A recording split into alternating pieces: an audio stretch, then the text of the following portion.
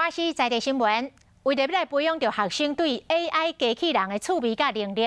红海教育基金会针对着偏乡的学校来办理着机器人的研习营。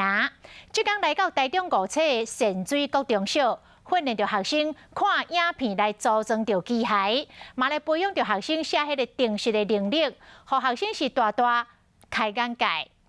有一颗触碰感测器要接线，用的线也是2头都是白色的。台顶的老师详细解说，大概学生真认真。那看电脑荧幕，那做手中的自走车，做好了后，就提到走廊来测试。蛮有挑战性，就是前面会觉得很简单，可是后面就觉得很难。零件很多，然后步骤也特别多，感觉好像组成一个机器，感觉好像很有成就感的。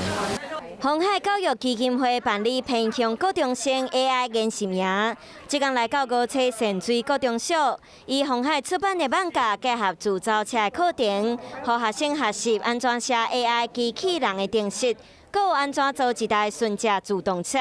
嘛训练学生解决问题和主动思考的能力。我们设计了一套的教具，然后甚至 AI 的漫画，带动他们对 AI 的学习跟兴趣。 大部分的学生拢是头一摆测试，感觉真趣味。红海基金会今年嘛伫全台办理10场的研习营，免钱提供予学生来做教材，希望透过办理活动，予偏乡的学生嘛会使有教的学习资源。